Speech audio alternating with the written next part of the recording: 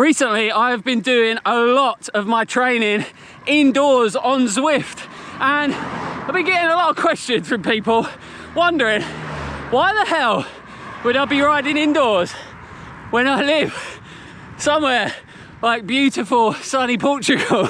And it's a fair point. It's about time we do this, sister cycling tattooist. Well, this hasn't exactly gone to plan.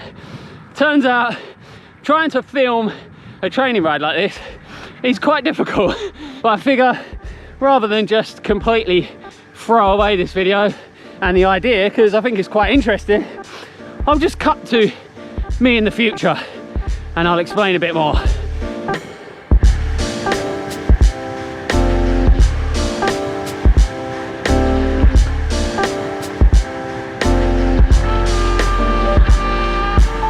So the idea was to get outdoors and complete a 2-hour Zone 2 ride that I would usually do on Zwift. Firstly, to see if doing it outside was even possible, and if it was, just how effective would it be? Well, it didn't take long to realise that this wasn't going to be straightforward. Well, you don't get traffic lights in Watopia. Not ideal.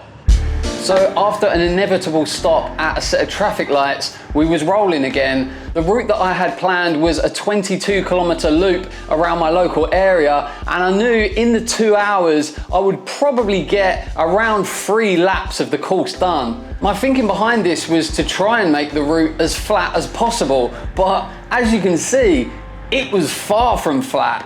In fact, we would be racking up 330 metres of elevation every lap. That's certainly something you don't get when you're doing laps of Tempus Fugit on Zwift.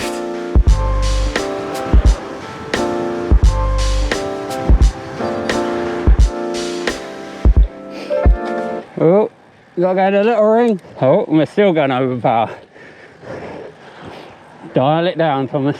The biggest difference between riding indoors and outdoors, well, nowadays most trainers come with something called erg mode, and if you don't know what that is, it's basically where, as if by magic, the trainer holds the effort for you at a set power and duration of your intervals. Meaning you literally don't have to think, you just set your workout exactly how you want it and the trainer does all the thinking for you. I do that by setting up a custom workout in Zwift. As you can see, I have a short 5-minute ramp as a warm-up, and then we go straight in to an hour and 50 minutes at Zone 2. And for me, I like to do my Zone 2 at the upper end, so that works out for me around the 260 watt mark, and then finished off with a 5-minute cool down. And as I say, with erg mode enabled, well, you don't even have to think. In fact, sometimes I'll even stick on a movie and I'll watch that to help pass the time. However, in real life, out on the road, there's no such thing as erg mode. Well, not yet anyways. And that has quite the opposite effect. If you want to do some solid training outdoors, well, you really need to focus. Let's face it, sometimes riding out on the road isn't exactly the safest thing to be doing, and you really do need to have your wits about you. Now try throwing in holding a set power for a set duration into the mix, and well, for me, I just find it kind of stressful. Looking down at my computer screen way too often, not even really having the chance to take in my surroundings. It kind of defeats the object of riding outdoors. I'm out there to enjoy myself.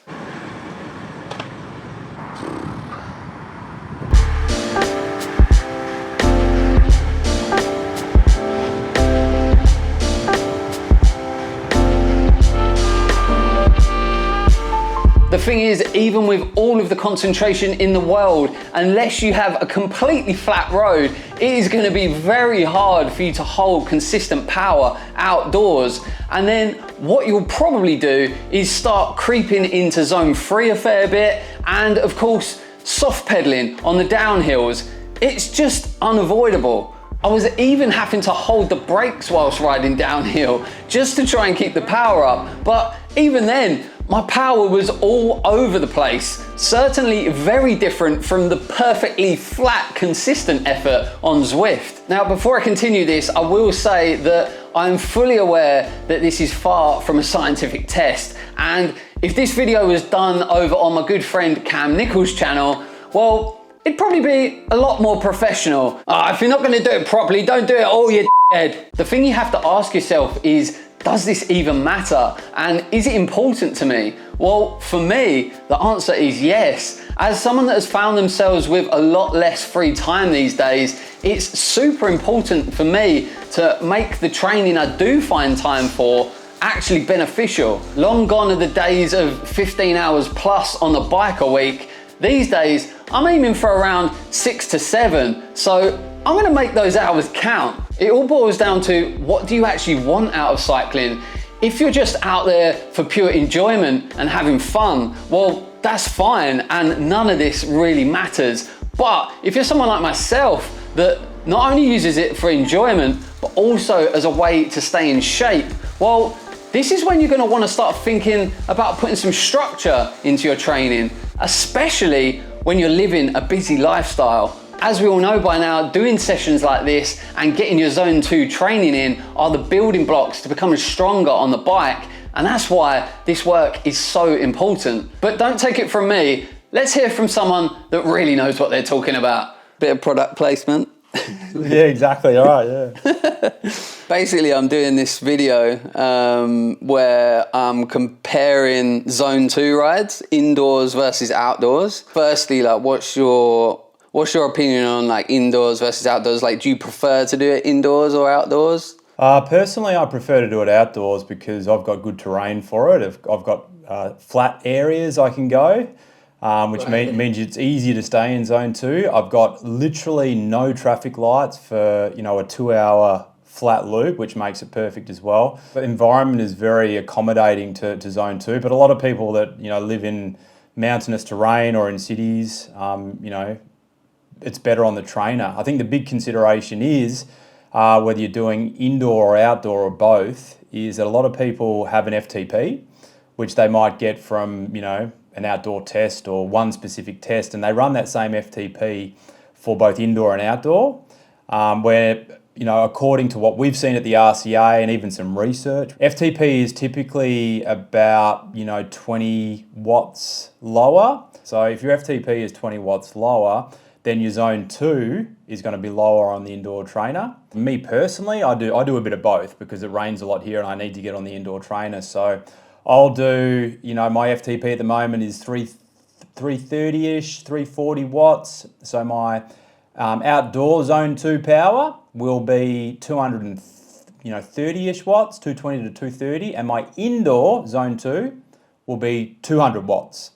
And that kind of works well for me, and it aligns to research and it aligns to, you know, 5-6 years of coaching, what we see in the data.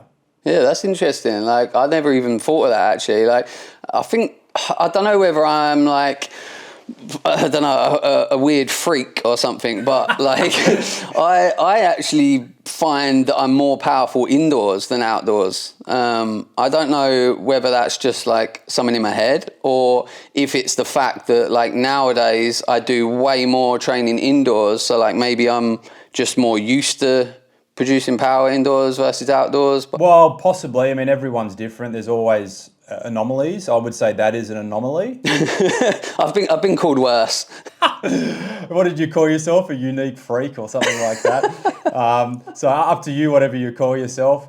But, you know, if you're doing a lot of training indoors as well, it's a different physiological, you know, sensation when you're indoors. You know, the resistance coming from the drivetrain, whereas out on the road, the resistance, it is coming from the drivetrain, but it's also coming from the road. So it feels different. There's almost like a pulling sensation on an indoor trainer. So if you're used to that and your muscles are adapting to that, then, you know, you may feel stronger on the indoor trainer for sure, but most people will feel less stronger on the trainer. So, you know, people watching this, keep that in mind. And one thing that you can do as well, which is, you know, we coach our athletes to do when they're doing zone 2 on the trainer is, you know, keep an eye on your heart rate.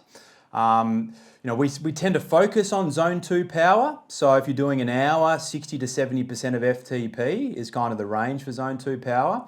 But also know what your zone 2 heart rate is, and you can either do max heart rate or threshold heart rate, whatever that number is, and just see what your heart rate does in correlation to your power. So let's just say your power is at 200 watts and it's going in a straight line. And after your warm up, your heart rate rises a little bit, and then that's going in a straight line. At some point in your ride, in your zone 2 ride, it'll start to drift, your heart rate. And if your heart rate's drifting sort of, into your zone 3 heart rate, or even into your bottom end zone 4 heart rate, within that hour, that's a good indication that you should probably reduce the power even further on your zone 2 rides, because technically, we're doing zone 2 rides because they're a form of aerobic adaptation, a form of aerobic fitness. As soon as you bring lactate into the working muscles, you start to disrupt the aerobic adaptation, and it's not technically a zone 2 ride anymore. It's something else. So that indoor sensation, of being consistent really enables you to target that zone well. Yeah, and like you say, it's a bit different for someone like you that's got, nice flat terrain, not too much traffic lights, things like that. But once you start throwing hills and things like that into the mix, I mean, it's very hard to hold a consistent power when you're going up and down hills, isn't it? Unless you're a pro athlete, but I'm pretty sure even those guys, they're not going to be able to hold a completely flat power profile, for the time. No, you're right. A lot of people struggle with it. We've even on the flat loop that I talk about, there's a few lumps, and I go riding with some guys here, and I'm trying to teach them, when you get to the rise, just back off the power, and when you get to the top of the lump, keep the consistent, power on the pedal, so you stay in zone 2. They never listen. It's as soon as they get to the rise, they're ripping at 600-700 watts. Then they're coasting down the other side, and I just give up. So when I ride with a lot of my mates up here, I'm just we're just going to go for a ride, and we get back to coffee, and they go, oh, that was a good zone 2 ride, wasn't it? I'm like, it wasn't zone 2. The amount of times you would have brought lactate into your working muscles. And according to Inigo, who is the famous coach of Tadej Pogacar, he says when you bring lactate into the working muscles, there's it's almost like a shock to the aerobic system. So it can almost take you 20-30 minutes, depending on how much lactate you brought into the working muscles, to come back to that aerobic state. So if you're constantly going up and down hills on this zone 2 ride, you're probably never in that aerobic state. And this is the way a lot of people train. And the problem with that as well is if this is also kind of your recovery day, because the day before you did a Zwift race and the next day you're going to do a bunch ride, then when are you getting your recovery? You're also adding unwanted stress to your system by riding that way. So going back to the train is such a great way to even lock it in erg mode if you want. You're doing this wattage, and that's it. I'm all about the erg mode. That's what I like to do. I like to get on Zwift, plug it in 2 hours, and I just sit there consistent.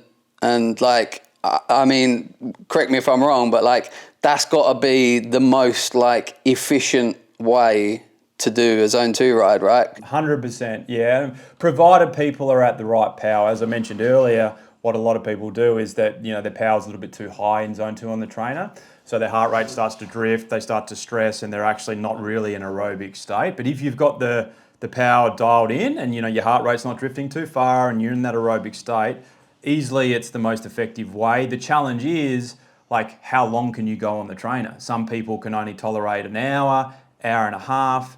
So if you're really looking to build, robust aerobic fitness, you really need to be getting out and doing 3 to 4 hour, zone 2 rides at some point, and that's very difficult on the trainer. So that's when, can you do it? I've never tried actually. So. You gave me a look going, I can do that. No, I mean, I don't want to say for certain. I reckon I could do it, but I've probably done a 3 hour, I reckon. But I'm not sure about 4. One of the big challenges, particularly for heavier guys, because I know you're not overly heavy and I'm not overly heavy. I'm heavier than a lot, but still compared to a 90 kilogram guy or a 95, 100 kilogram plus guy, when you're on the trainer doing zone 2, obviously there's not a lot of force going through the pedal stroke because it's zone 2. So as a result of that, we tend to put a bit more weight on our hands and on the bars, and because on the indoor trainer there's no sort of wind pushing us back up, which happens on the outdoor, there's a lot of pressure on your hands, there can be a lot of pressure on your ass, and then it becomes quite challenging and uncomfortable for a lot of people. So that's another consideration as well. Yeah, that's interesting. Yeah, I hadn't thought about a lot of those things, but well, that's why I came to the expert. Yeah. Well, that's what happens when you coach recreational and amateurs for 6 or 7 years now from all over the world. You get, you learn about all these things because everyone's different. But certainly you being able to, or feel like, I don't know if you've tested it, you're delivering more power on the trainer. Yeah, that's unique. That's a little bit different. And, maybe the Zwift partnership is a smart, a match made in heaven. Yeah. There you go, perfect plug. I'm going to be really interested to see the results of this test, because I'm never usually puffing like this at the end of 2 hours zone 2, that's for sure. I don't really know what I was expecting, but I definitely thought it was going to be a bit easier than that. I think I'll stick to Zwift. Now, how much difference does this actually make? As I said, this wasn't a particularly scientific test. For instance, I should have probably worn a heart rate monitor. That way, we could have seen the difference in the level of exertion. But I think just looking at the power data alone shows us the difference in efficiency. I'll just let you make your own assumptions about the different levels of fatigue caused by that. So in the 2 hour indoor session that I did 3 days prior to the outdoor ride, I averaged 255 watts for the 2 hours and exactly 260 watts for the zone 2 block. And as you would expect, it was laser focused when it come to staying in the zone with that perfectly flat power profile, only fluctuating a few watts either side for the entire duration. This resulted in 96.4% or an hour and 56 minutes of that 2 hours spent in zone 2, with the remaining time only spent in zone 1. There was literally no time spent in any of the zones 3 or above. Now, when we compare it to the outdoor ride, it's a very different story. I managed to hold an almost identical average power of 257 watts and exactly 260 watt average for that zone 2 block in the middle. Okay, things are looking good, but then when we look at the power profile, well, this is when things start to unravel. No more perfectly flat measured effort. We are all over the show. And of course, this reflects in the zones. Only 60% or 1 hour and 12 minutes of that 2 hours was actually spent in zone 2, with 29% or 35 minutes spent in zone 3. And we even dipped our toe into zones 4 through 7. The difference between the two efforts was definitely noticeable. As I said, I wasn't wearing a heart rate monitor, but I could definitely feel that I'd worked harder. I was a lot more out of breath than usual, and I could even feel it in my legs that there was definitely a higher level of fatigue there. I think I'm definitely going to stick to doing things the way that I've been doing them, by hunkering down in my pain cave during the week, getting my consistent work done, and then saving the fun rides for the weekend. For me, that's the way to get the best of both worlds. I'll still get out and do the cafe rides, and I'll still get out and do spicy group rides, but my proper training, that'll be done indoors. I hope you enjoyed this video, something a little bit different from me, so I really appreciate you watching, and hopefully maybe I provided a little bit of value. If you haven't already, please go hit that subscribe button, and I'll see you next time.